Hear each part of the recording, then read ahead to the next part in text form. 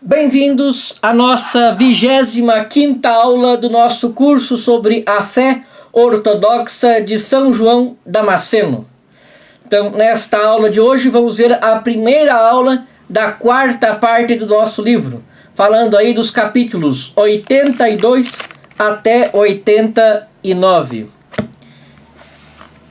Como apresentar os capítulos de 82 a 100, que constituem a maior parte do quarto livro latino?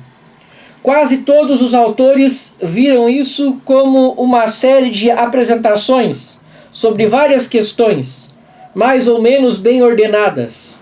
A natureza flexível do século, o caráter compilatório da obra, aceito como verdade definitiva, pode ter contribuído para provocar esse julgamento severo. Parece-nos possível revisar esse modo de ver. De fato, se nos referirmos a possíveis modelos da fé ortodoxa, como Teodoreto de Ciro, surge uma ideia, exatamente a que a Epístola aos Hebreus desenvolve. A fé não é uma adesão individual a Cristo Salvador. Só pode ser vivida na igreja, um lugar espiritual onde Cristo coloca os crentes em comunhão uns com os outros. A fé em Cristo desperta a necessidade de uma vida em Cristo. Essa é, pensamos, a intuição do crente e do teólogo que é São João Damasceno. De que maneira a ação de Cristo ocorre? Como o cristão pode se beneficiar da mediação de Cristo? E viver nesta sociedade de santos que é a igreja? É através dos sacramentos que a ação divina, que o Espírito Santo se perpetua e que a igreja é formada. Agora, esses sacramentos, uma vez que o homem é duplo, tornarão sensíveis os ritos, a presença de Cristo e sua ação naquele que os recebe. Eles são essenciais para garantir a vida espiritual, porque somente o homem não pode alcançar a bem-aventurança prometida. Esses ritos foram estabelecidos pela Igreja sob a prescrição do próprio Cristo ou dos apóstolos. Portanto, são pela própria vontade de Deus portadores da graça e estão sob a autoridade da Igreja de que a presença de Cristo continua na terra. O batismo pela água regenera o homem, corrompido pela transgressão. A cruz assinala na testa, acompanha a água regeneradora e contém um resumo, toda a ação redentora de Cristo. O culto ao Oriente é em si uma figura do mistério de Cristo, isto é, um sacramento. O início desse capítulo é muito claro sobre o significado e o valor desse rito. Ele aparece como uma espécie de complemento do batismo. Foi anunciado por certas atitudes ou certos fatos do Antigo Testamento, passando a importância das citações ou alusões escriturísticas nesses capítulos de 82 a 91. João Damasceno não é a única testemunha. Santo Ambrósio nos lembra expressamente isso no livro sobre os mistérios. Depois de renunciar ao demônio, você se virou para o Oriente. Aos olhos de João, esse gesto de valor simbólico indica a expectativa do retorno de Cristo. É revelador, das disposições íntimas do futuro batizado.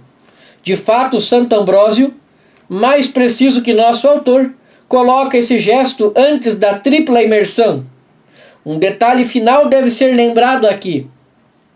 Esse rito é uma tradição apostólica, não escrita.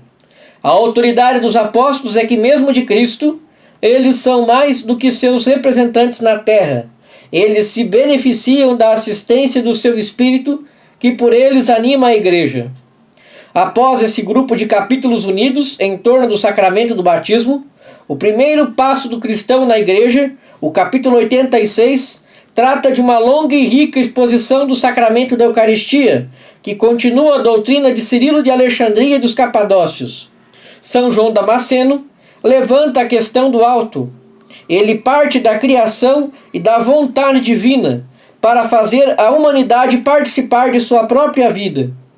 Ele resume sua antropologia e a história da humanidade caída para chegar à história da salvação através de Jesus Cristo.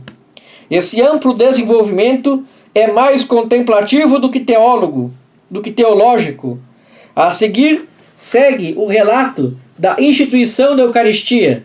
Somente a onipotência de Deus nos permite entender esse dom de Deus. O autor, então, expõe o que se poderia chamar de ponto de vista humano.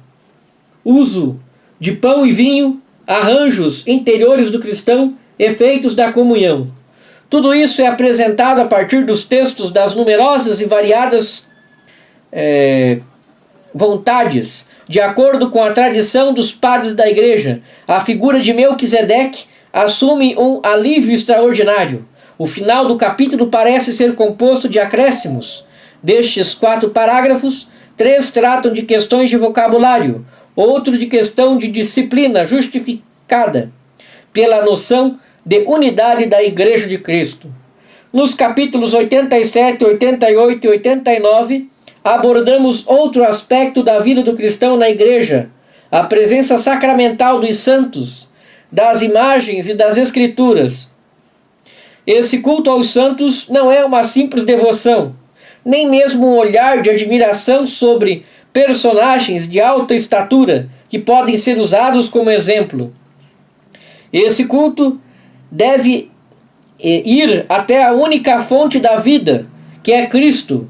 São João Damasceno rompe aqui os hábitos supersticiosos do povo e boa parte do clero e dos monges. Os discursos sobre as imagens acabam de lembrar com força que se os ícones podem nos trazer a graça divina, é pela vontade e pelo poder de Cristo, que eles nos são nada além de um sinal sensível da presença divina. No capítulo 89, a história do rei Agbar é uma ilustração perfeita sobre isso. Então, na nossa próxima aula, vamos continuar a partir do capítulo 90, vamos ver até o capítulo 98. Depois, na outra aula, do 99 e 100. Muito obrigado pela sua atenção e até nossa próxima aula.